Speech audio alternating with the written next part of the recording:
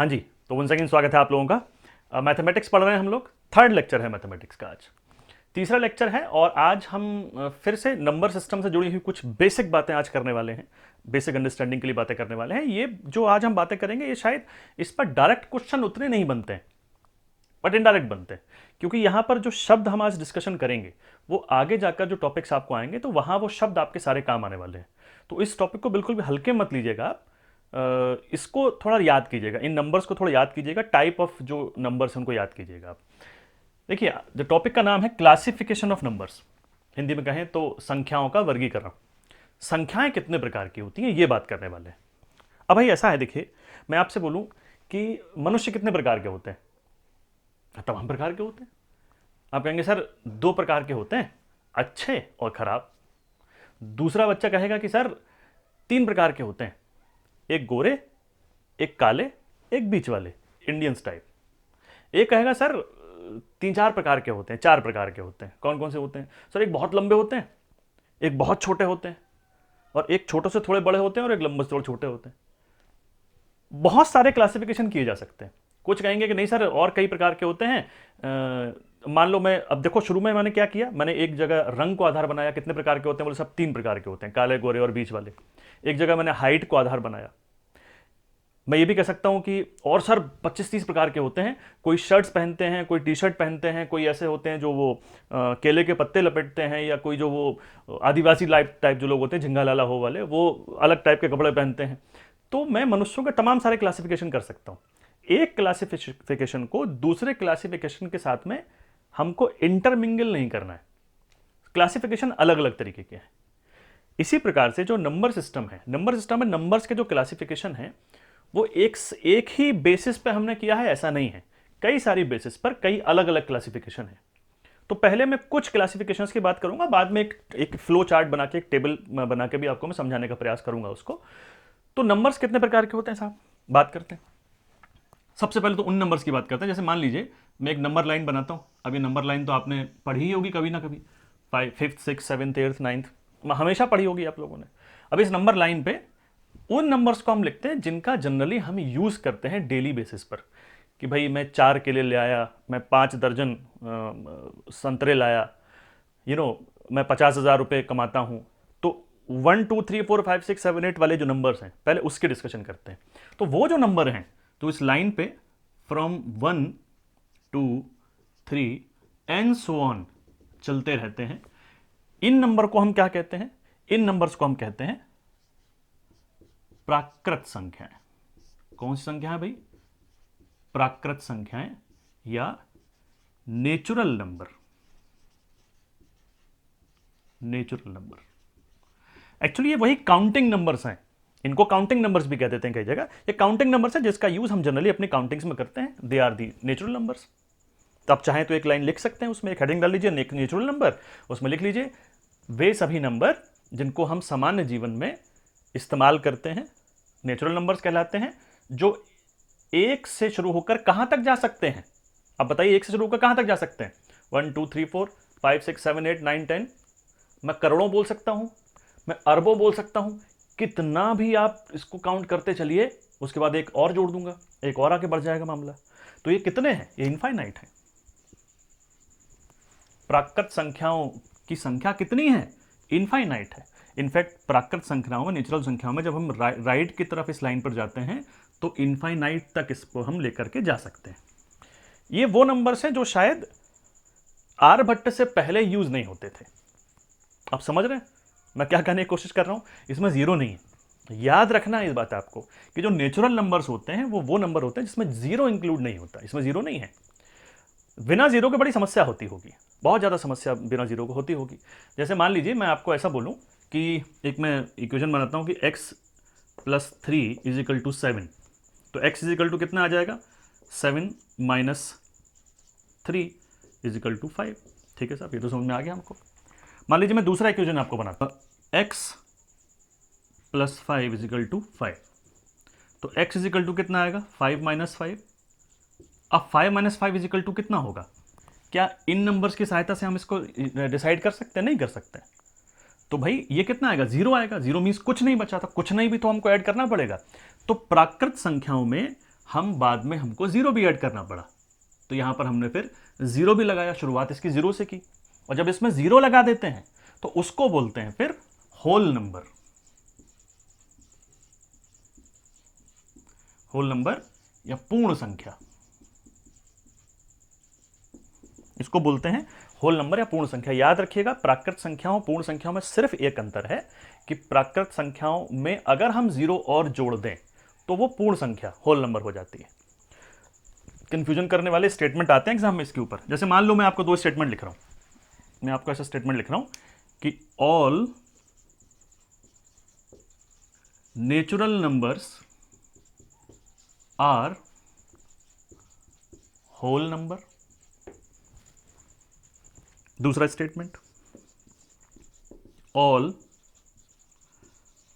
Whole numbers are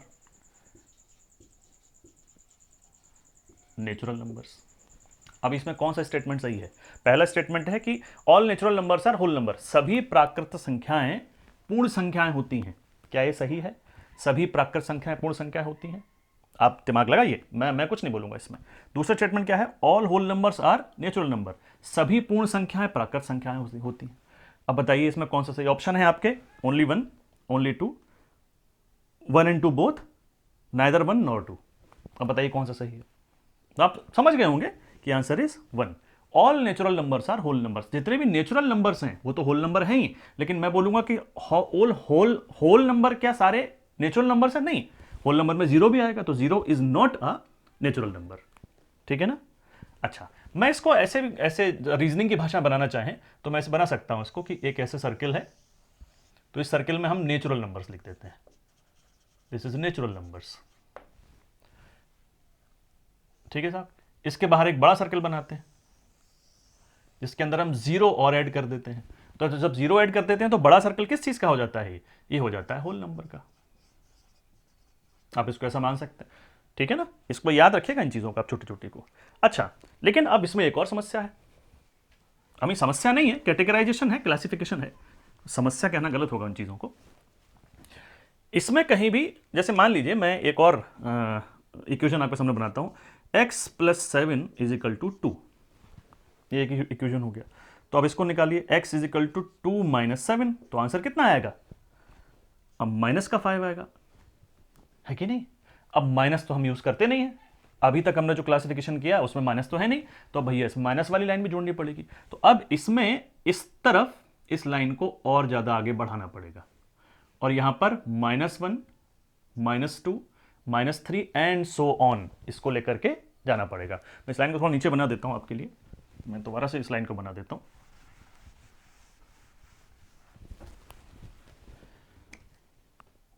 एक लंबी सी line, इसमें बीच में जीरो है, 1 2 3 4 एंड सो ऑन। इसी में जब इस तरफ हम जाते हैं तो it is -1, -2, -3 and so on. अब देखिए इसमें ध्यान देने वाली बात यह है कि यहां इनफाइनाइट तक जा सकता है मामला, जा सकता है कि नहीं, और यहां भी इनफाइनाइट तक जा सकता है। बात समझ रहे हैं? देखिए यहां से मैं इसको सारे को छुपा लेता हूं, तो ये जो नंबर्स हैं ये हैं नेचुरल नंबर्स, इसमें जीरो और ऐड कर दिया तो ये हैं होल नंबर्स। इस पूरी लाइन को जब मैं देखता हूं तो इसको मैं क्या कहता हूं? इसको मैं कहता हूं पूर्णांक। पूर्णांक संख्या या इंटीजर। पूर्णांक संख्या या इंटीजर। अब पूर्णांक संख्या माइनस इनफाइनाइट, सॉरी ये माइनस इनफाइनाइट है, -∞ टू +∞ तक सारे नंबर्स हैं। तो कितने नंबर्स हैं इसमें? अनगिनत नंबर हैं। तो माइनस में कितने नंबर हैं? अनगिनत हैं। प्लस में कितने नंबर हैं? वो भी अनगिनत हैं। तो एक्चुअली जो पूरी नंबर लाइन हमने बात की है, उस पूरी नंबर लाइन को बोलते हैं इंटीजर। तो इंटीजर एक बड़ा सेगमेंट हो गया। तो मैं एक्चुअली इसी आपके फिगर में एक और सर्कल जोड़ देता हूं। अब रीजनिंग तो थोड़ा बहुत जानते होंगे ना आप लोग, तो इसमें और सर्कल जोड़ देता हूं। इसके अंदर हम लोग -1 टू -∞ की संख्या अगर जोड़ दें, -1 टू -∞ की संख्या जोड़ दें, तो अब ये क्या हो जाता है? It is integer.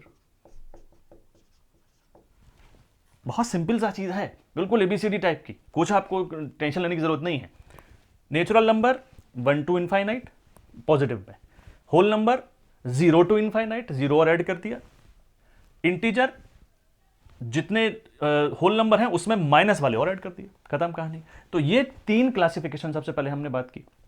बहुत सारा डिस्कशन करना है इसके अंदर हमको, लेकिन हम आगे लेक्चर्स में करेंगे।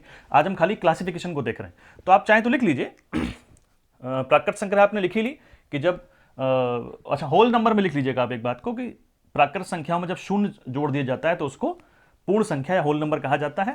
पूर्णांक में लिख लीजिए कि माइनस इनफाइनाइट से प्लस इनफाइनाइट तक की सभी संख्याएं पूर्ण संख्या या इंटीजर कहलाती हैं।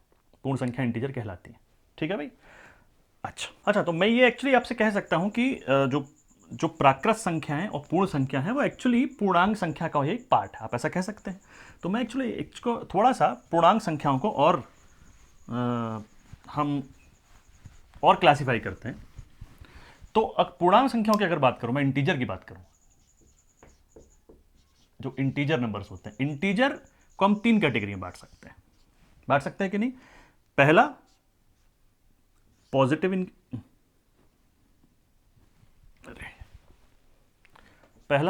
इंटीजर, धनात्मक पूर्णांक, इसको हिंदी में पूर्णांक कहते हैं। दूसरा नेगेटिव इंटीजर, ऋणात्मक पूर्णांक। एंड 0। आपको याद रखना है, देखिए 0 अलग क्लासिफाई किया गया है। 0 is neither positive nor negative. 0 positive नहीं होता है। कई लोगों को कंफ्यूजन होता है 0 पॉजिटिव है। No sir, it is not positive, it is negative, it is not negative also, it is neutral. जैसे वो ना पानी का पीएच वैल्यू 7 होता है, तो what is 7? It is acidic और basic? No, it is neither acidic nor basic. तो वैसे ही है, 0 is neither positive integer nor negative integer. Negative integer कौन से होंगे? वही -1, -2, -3, -4 and so on. Positive integer होंगे आपके +1, +2, +3 एंड सो ऑन। तो अभी जो मैंने आपको 2 नंबर बताए, एक प्राकृत संख्या और एक पूर्ण संख्या, नेचुरल नंबर और होल नंबर, वो एक्चुअली यहां से बताए। तो मैं ये कह सकता हूं कि इंटीजर, पॉजिटिव इंटीजर जो होते हैं वो एक्चुअली एक तो नेचुरल नंबर, उसमें से कुछ को नेचुरल नंबर कहते हैं, और 0 और जोड़ दें तो उसको होल नंबर कहते हैं। Getting my point? इसको होल नंबर कहते हैं, ऐसे तो होता है। नाउ इंटीजर्स के कुछ और क्लासिफिकेशन भी है। जो पॉजिटिव इंटीजर हैं एक्चुअली, उनके कुछ और क्लासिफिकेशन भी हैं। तो पॉजिटिव इंटीजर को हम कैसे क्लासिफाई और करते हैं वो थोड़ा देखते हैं। फैक्टर जानते हैं आप लोग? फैक्टर्स किसे कहते हैं, गुणनखंड किसे कहते हैं? आई होप इतना तो जानते ही होंगे आप लोग। तो मैं आपसे बोलूं कि एक के फैक्टर क्या हैं? एक का एक ही फैक्टर है, एक का there is only one factor, 1 का फैक्टर एक ही होता है ना, एक एकक में एक बस। 2 के फैक्टर कितने हैं? 2 के 2 फैक्टर हैं। 2 can be divided by 2 and 2 can be divided by 1 also. तो 1 से तो सारे नंबर ही डिवाइड हो जाएंगे, 1 से तो कोई भी नंबर डिवाइड हो जाता है। तो 1 तो हर एक संख्या का फैक्टर होता है। अच्छा, 3 के कितने फैक्टर है देखते हैं। 3 के एक तो एक फैक्टर हो गया, एक 3 हो गया, और तो कोई फैक्टर इसका होगा नहीं। 4 के कितने फैक्टर हैं? एक तो 1 हो गया, एक 4 हो गया, 2 भी हो गया ना, 2 भी हो गया। 4 के फैक्टर 4 भी है, 2 भी है, 1 भी है। 2 भी डिवाइड कर सकता है, 4 भी डिवाइड कर सकता है, एक तो करेगा ही करेगा। 5 के कितने फैक्टर हैं? Let's see. 5 का 1 है और 5 है, और कोई है? नहीं, और कोई नहीं है। 6 के कितने फैक्टर्स हैं? 1 है, 6 है, 2 है, 3 है, कई सारे हैं। 7 के कितने फैक्टर हैं?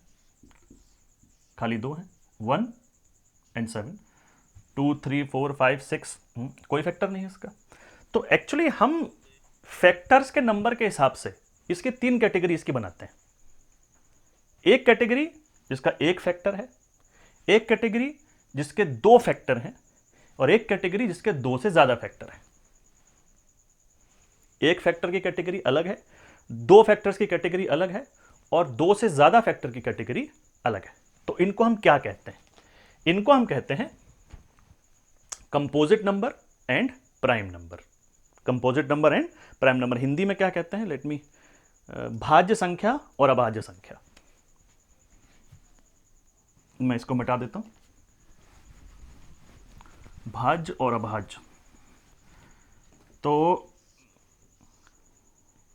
एक होता है प्राइम नंबर,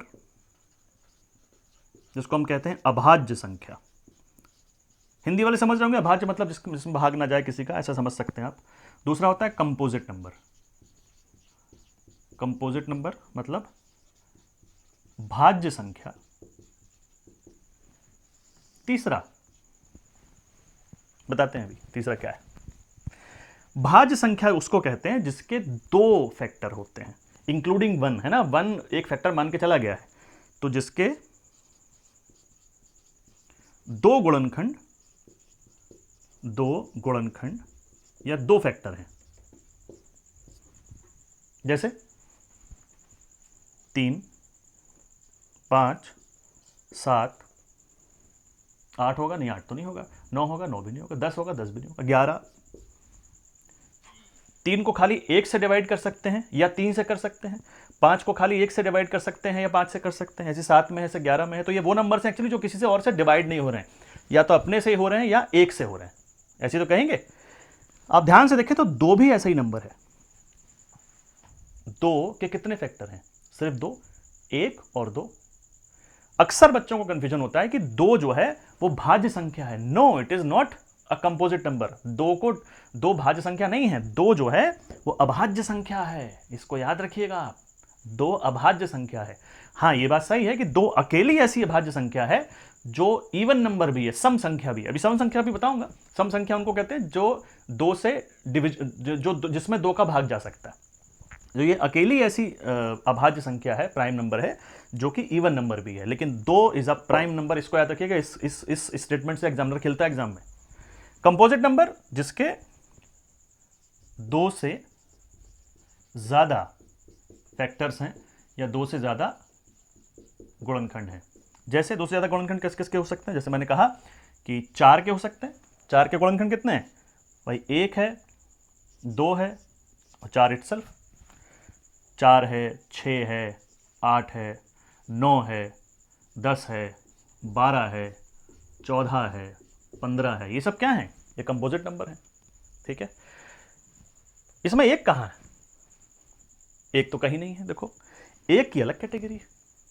तो 1 जो है उसकी कैटेगरी अलग है, क्योंकि 1 के कितने फैक्टर हैं? 1 के ना तो 2 फैक्टर हैं, ना 2 से ज्यादा हैं। 1 का खाली 1 ही फैक्टर है। तो 1 जो है वो अलग कैटेगरी रहता है।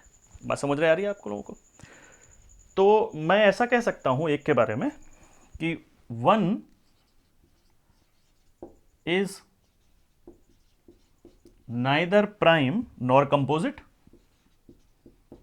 नाइदर प्राइम नॉर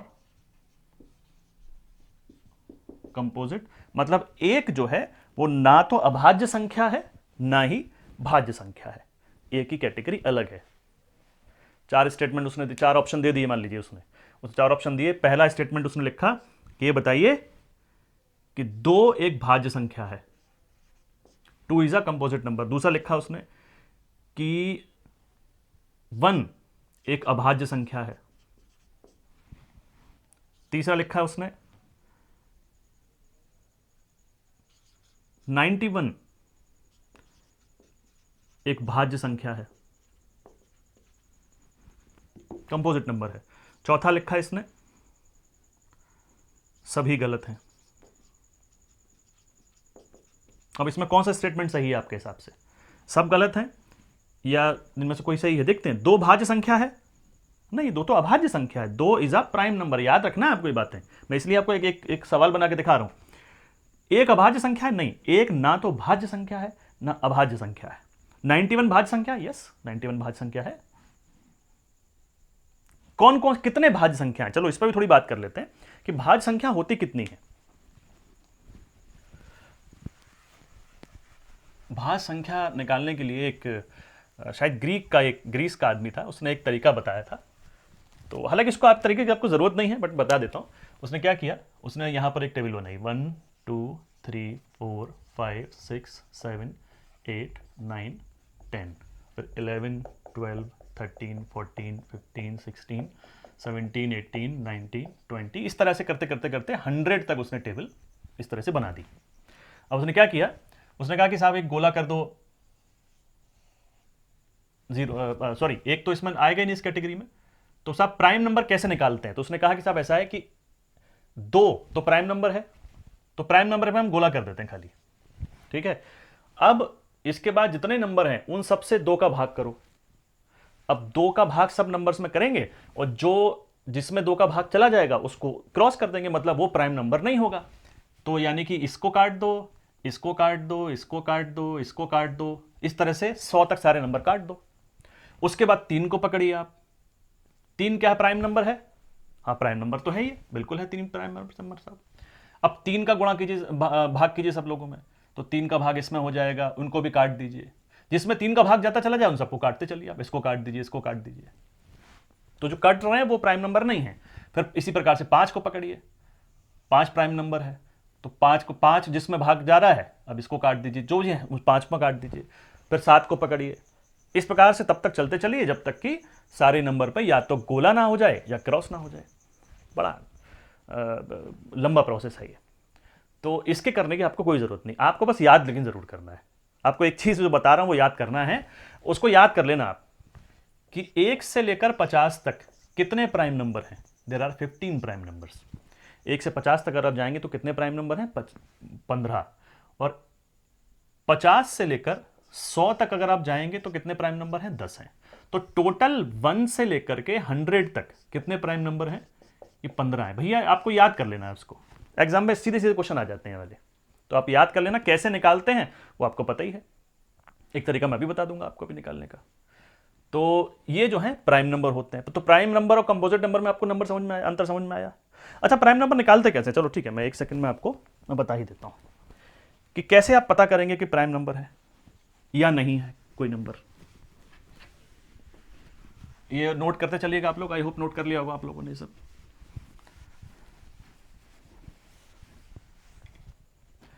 अब जैसे मैंने कहा साहब 2 3 4 5 6 या 11 या 13 या 17 18, अब इनमें प्राइम नंबर बताओ तो आप बता देंगे, ये तो आप बता ही देंगे, इन फैक्टर करके तुरंत बता देंगे।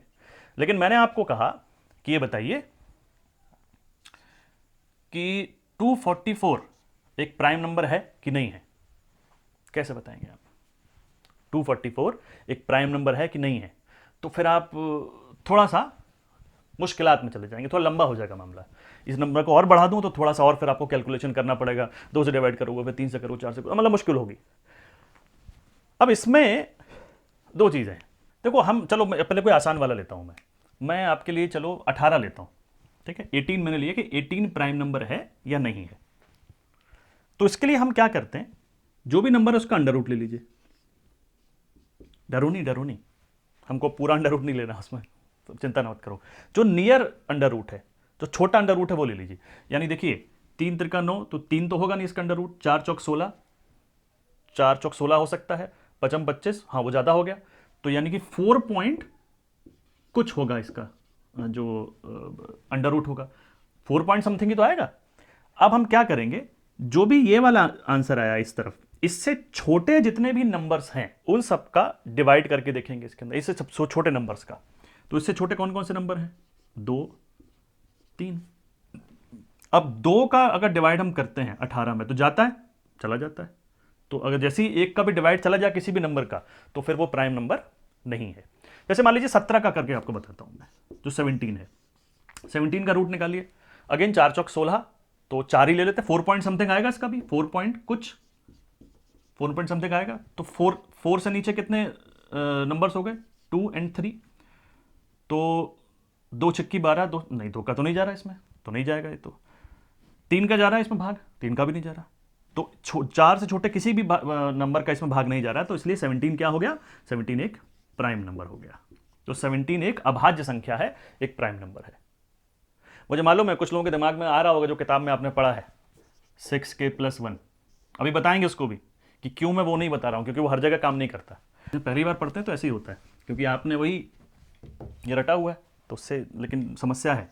चलो एक और नंबर लेते हैं, 241 लेते हैं। जैसे 241 का रूट लेते हैं, वही अगेन 15 ही आएगा इसका रूट भी, 15 पॉइंट कुछ आएगा यहाँ पे।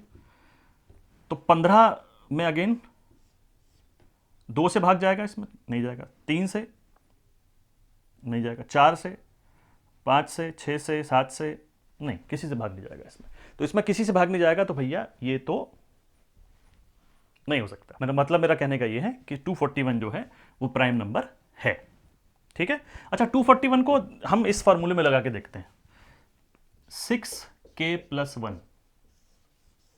कई लोगों ने आपको ये बताया होगा, कुछ किताबों में भी लिखा हुआ है कि 6k+1 जो है वो उस फॉर्म में अगर किसी नंबर को हम लिख सकते हैं तो वो प्राइम नंबर होता है हमेशा। जैसे देखते हैं, जैसे कि 241 है, हमने देखा है प्राइम नंबर है, तो 241 को ऐसे लिख सकते हैं क्या? तो 6 इंटू 40, 6 चौक 24 प्लस 1 लिख सकते, बिल्कुल लिख सकते हैं साहब। 241 को ऐसे लिख सकते हैं ना हम लोग, 241 इज इक्वल टू 6 + 40 + 1 लिख सकते हैं। तो यहाँ के वो नंबर है, तो इसका मतलब ये 241 जो है, सॉरी, ये 241 जो है ये प्राइम नंबर है, और ये वाला जो फॉर्मूला है ये आपको यही बता रहा है। लेकिन ये हर जगह काम नहीं करता। मैं आपको एग्जांपल लेके बताता हूँ इस बात का। मैं आपको एग्जांपल लेके बताता हूँ, 91 का एग्जांपल लेते हैं। चलिए 91, अब 91 को इसमें ज़रा लगा के देखें हम लोग। तो 91 को हम ऐसे लिख सकते हैं, 6 इंटू 15 + 1, 15 छक्की 90 + 1, 91 हो गया। तो अगर हम इस प्रकार से देखें, इस फॉर्मूले से देखें, तो 91 क्या है? एक प्राइम नंबर है। देखते हैं, अब अपने तरीके से देखते हैं ज़रा। 91 का रूट निकालते हैं, तो कितना हुआ साहब? 12, 144, 11 भी नहीं होगा, 10, 100, 9 81, तो 9 पॉइंट समथिंग आएगा। तो 9 इससे छोटी संख्याओं का डिवाइड करके देखते हैं। इसमें 2 का जाएगा, नहीं जाएगा, 3 का नहीं जाएगा, 4 का, 5 का भी नहीं जाएगा, 6 का भी नहीं जाएगा, 7 एकम 7, 7, हाँ 7 का चला गया भाई। 13 7 91 होता है, तो भैया 13 और 7 दोनों इसके फैक्टर हो गए, तो ये तो प्राइम नंबर नहीं है। जबकि ये फॉर्मूला हमको क्या बता रहा है कि प्राइम नंबर है। इसलिए प्राइम नंबर निकालने के लिए आपके लिए बेहतर ये होगा, देखो मैं इसको आउट एंड आउट डिनाई नहीं कर रहा हूं, एक्चुअली इसका इंटरप्रिटेशन गलत लिया गया है। ये प्लस ना होकर प्लस माइनस होता है, और वो चलो हम आगे किसी लेक्चर में इसको डिस्कशन कर लेंगे। It is not wrong, I am not saying it is wrong, but आप इसके माध्यम से जाएंगे ना तो कुछ नंबर में फंस जाएंगे आप। जैसे इस नंबर में देखो फंस गए थे आप लोग, तो इस से ना जाकर के आप ऐसे कीजिए तो बेटर होगा, तो सही आंसर आपका आएगा। रूट निकाला, आसान है ना, एग्जैक्ट रूट थोड़ी निकालना है, जो छोटा रूट है वो निकालना है, उससे उसके छोटे नंबर को डिवाइड करके देख लेना है, तो आपको पता चल जाएगा प्राइम नंबर है कि नहीं है। ठीक है। खैर, अभी तो हम क्लासिफिकेशन तक अपने आप को सीमित रख रहे हैं, मैं बहुत ज़्यादा चीज़ें इसमें डिस्कशन नहीं करूंगा इस क्लास में, इस तरीके की वो आगे की क्लासेस में करेंगे। क्लासिफिकेशन में कुछ और बातें करते हैं हम लोग। ओके,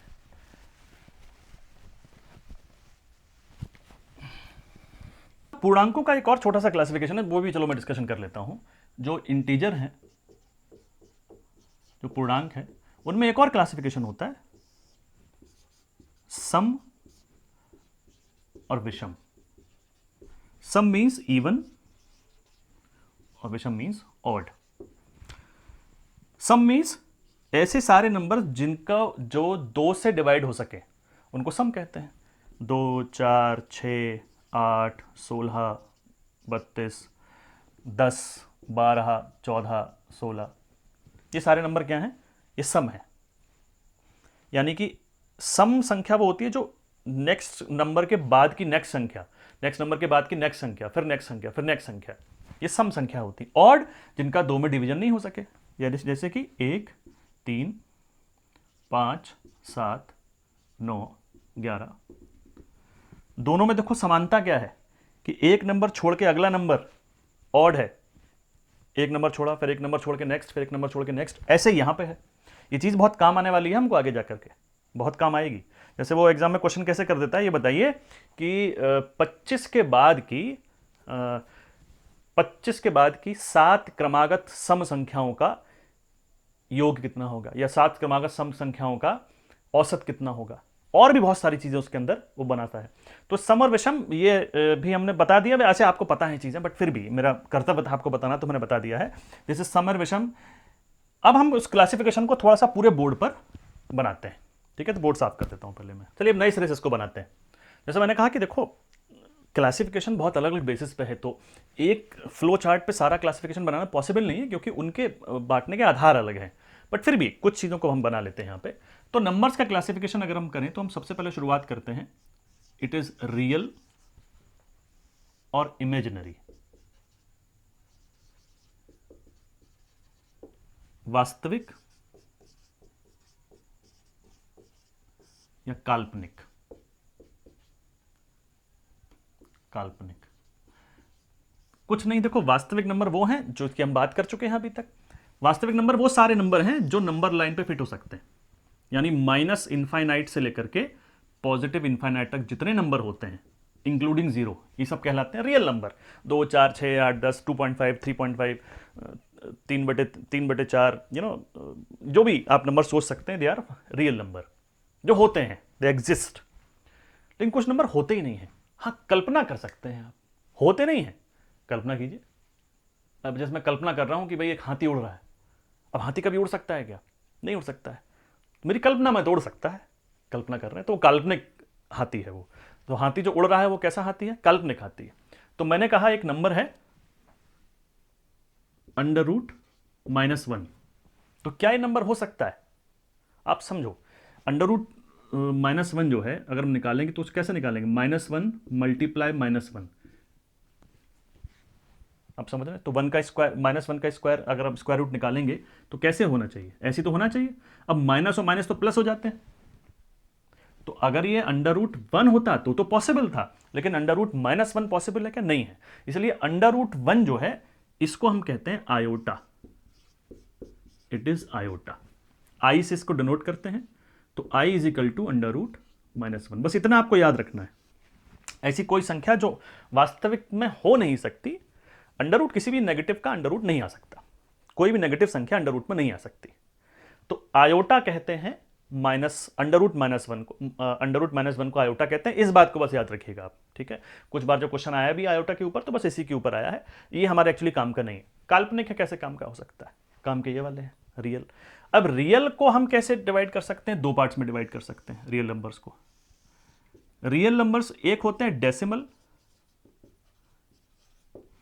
दशमलव, और एक होते हैं इंटीजर, जो अभी हमने बात की। अभी हमने इंटीजर जो बात की, अब इंटीजर हमने बात कर ही ली है कि इंटीजर 3 प्रकार के हो सकते हैं, positive integer, negative integer and zero. Positive integer का एक क्लासिफिकेशन तो इस प्रकार से है कि नेचुरल नंबर और होल नंबर, इसका एक क्लासिफिकेशन है। दूसरा क्लासिफिकेशन इनका क्या है?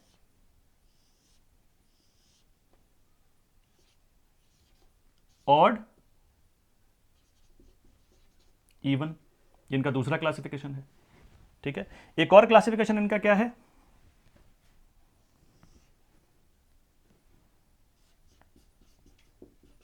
प्राइम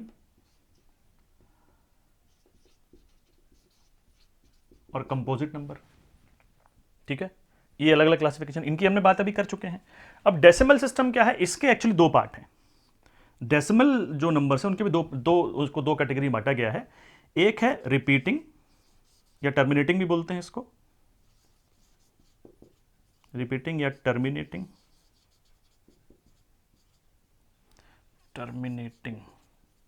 दूसरा होता है नॉन रिपीटिंग, इसको हम लोग नॉन टर्मिनेटिंग भी बोलते हैं, नॉन। अब देखिए ये है क्या कि मैं अगर रिपीटिंग की बात करता हूं, रिपीटिंग मतलब बराबर बार बार रिपीट हो।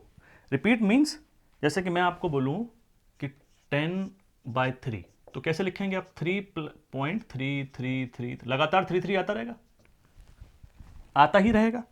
तो ये जो 3.33 है, जो रिपीटिंग है, रिपीट कर रहा है बार बार, ये है रिपीटिंग। बात समझ में आ रही है आपको? या जैसे मान लीजिए मैंने ये बोला आपको कि 5.5 ये भी रिपीटिंग है। ये क्यों रिपीटिंग है समझिए। जैसे मान लीजिए मैंने आपको ऐसे बोला था कि 11/2 है, तो इसका आंसर क्या है? 5.5 है। 5.5 तो है, लेकिन इसके बाद जो चीज़ रिपीट कर रही है उसको मैंने लिखा नहीं है। इसके बाद 0 भी तो है, और 0 फिर लगातार चल रहा है, तो 5.5 इज ऑल्सो रिपीटिंग नंबर। बात समझ रहे हैं आपको? लेकिन जैसे नॉन नॉन रिपीटिंग की बात करें, जैसे पाई की वैल्यू होती है, तो जैसे मैं या कोई और वैल्यू लिख सकता हूं, जैसे मान लीजिए 3.14352492735, ये रिपीट भी नहीं कर रहा है और समाप्त भी नहीं हो रहा है, टर्मिनेट भी नहीं कर रहा है। तो इस तरह की वैल्यू जो होती है वो कहलाती है नॉन रिपीटिंग। ठीक है भाई, ये छोटा सा क्लासिफिकेशन है, इसकी हमने डिस्कशन किया है अभी इस लेक्चर में। एक छोटा सा क्लासिफिकेशन और भी रह गया, हाँ एक वो भी रह गया, उसको भी डिस्कशन कर लेते हैं साथ साथ। देखिए चलो मैं इसको मिटा देता हूं। अब देखिए एक और क्लासिफिकेशन है, वो भी हम यहां बात कर ही लेते हैं जब सारी बातें हो रही हैं। तो एक होता है परिमेय संख्या और एक होती है अपरिमेय संख्या। इसके अलावा तीसरी भी होती है, अभी बताएंगे आपको। परिमेय मतलब इसको हम रैशनल कहते हैं, रैशनल नंबर, और अपरिमेय मतलब इर्रेशनल नंबर। अगर आप शब्दावली पे जाएं, इसको रेशो में रिप्रेजेंट कर सकते हैं, इसको रेशो में रिप्रेजेंट नहीं कर सकते, दैट्स इट।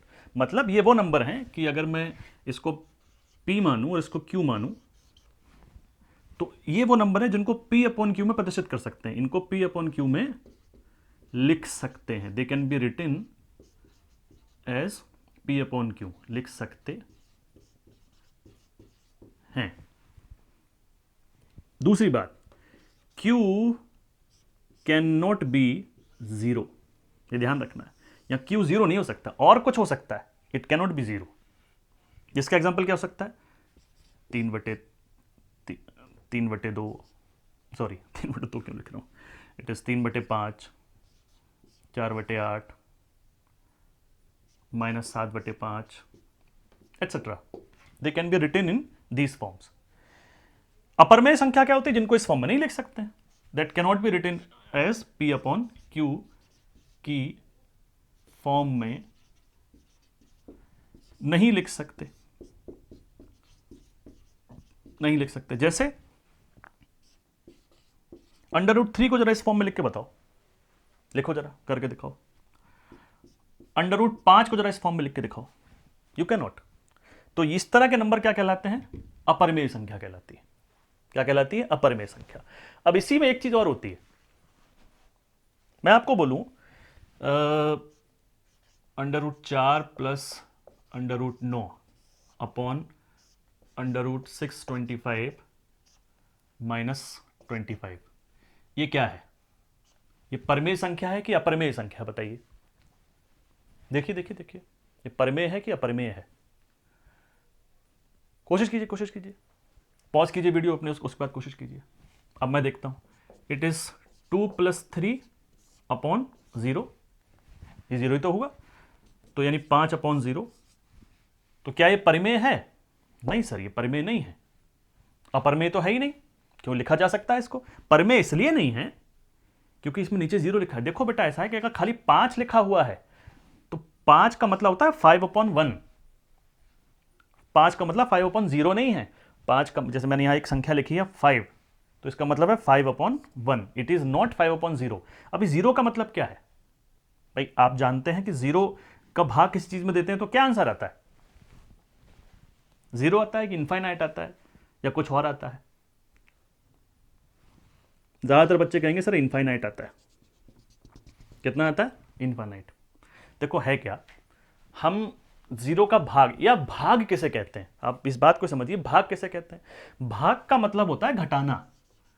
भाग या डिवीजन का मतलब होता है घटाना। The meaning of division is subtraction. हम ये कौन सी नई चीज बता रहे हैं? नई चीज नहीं सर, आपकी किताबों में लिखी है, पुरानी जाके देखिएगा, पढ़िएगा।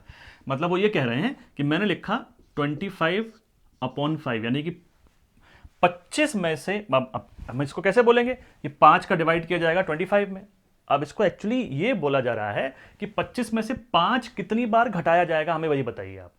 वो ये बोल रहा है आपको। तो हम कहते हैं अच्छा सा बताते हैं। तो 25 माइनस 5 20 बचा सर, एक बार घट गया। 20 माइनस 5 15 बचा, 2 बार घट गया सर। 15 माइनस 5 10 बचा, 3 बार घट गया। 10 माइनस 5 5 बचा, 4 बार घट गया। 5 माइनस 5 अब 0 बचा। तो 1 2 3 4 5 बार घटा सकते हैं सर हम। 25 में से 5 को हम 5 बार घटा सकते हैं। तो ओके सर, तो आंसर कितना आ गया? 5 आ गया। आप वही करते हैं, 5 25, 5 5 जा 25, तो आप 5 आंसर लिख देते हैं। ठीक है। अब जरा एक दूसरी चीज समझिए। अगर मैं आपसे बोलूं कि अच्छा ठीक है भाई, 25 में से 0 को घटाओ, कितनी बार घटा सकते हैं? 25 डिवाइडेड बाय 0 कीजिए। अच्छा ठीक है सर। तो सर 25 माइनस 0, 25 आया सर, एक बार घट गया। फिर 25 माइनस 0, फिर 25 आया सर, 2 बार घट गया। अरे यार, ये तो 25 ही आता जा रहा है। तो 25 माइनस 0, फिर 25 आएगा, फिर 25, और ये तो लगातार आता ही चला जाएगा। इसलिए इसको हम इनफाइनाइट लिख देते हैं। But actually 0 is not defined. अगर 0 का डिवीजन किसी चीज से हो जाता है तो it is not infinite, it is non defined. तो जहां भी 0 का डिवाइड हो रहा है वो ना तो परिमेय संख्या है, ना ही वो अपरिमेय संख्या है। तो 5/0 क्या है? It is not defined. It is not defined. याद रखिएगा इस बात को कि 5/0 is not defined. It is not infinite, it is not 0 also. कई लोगों को ये भी कंफ्यूजन होता है कि 0 का डिवाइड करो तो 0 आता है। नहीं।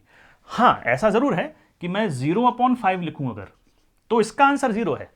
देखो ना, इसका मतलब क्या हुआ? इसका मतलब क्या हुआ कि 0 में से मैं कितनी बार 5 को माइनस कर सकता हूं। देखता हूं सर 0 माइनस 5, सर नहीं हो रहा है। तो कितनी बार हुआ? एक बार भी नहीं हुआ। तो ओके सर, 0 है।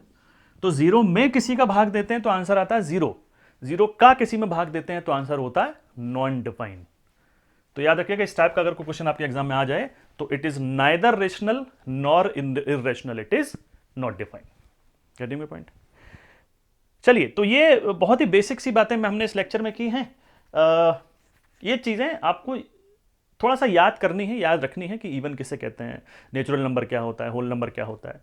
अभी इसका बहुत ज्यादा यूज आपको समझ में आएगा नहीं, लेकिन आगे जाकर हम दूसरे टॉपिक्स जब पढ़ेंगे तब आपको इसका यूज समझ में आएगा। ठीक है। तो ये छोटे छोटे चैप्टर कभी के बीच में आ जाते हैं जो थोड़ा सा बोर कर देते हैं। This is one of them, I can understand this.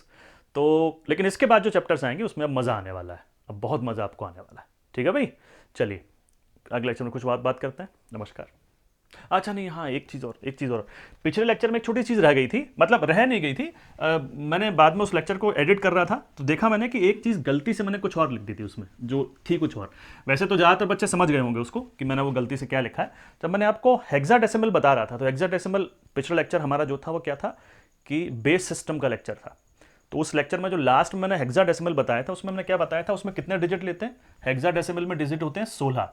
तो 16 में 0 1 2 3 4 5 6 7 8 9 है ना, 9 डिजिट होते हैं। और 9 के बाद हम क्या लेते हैं फिर?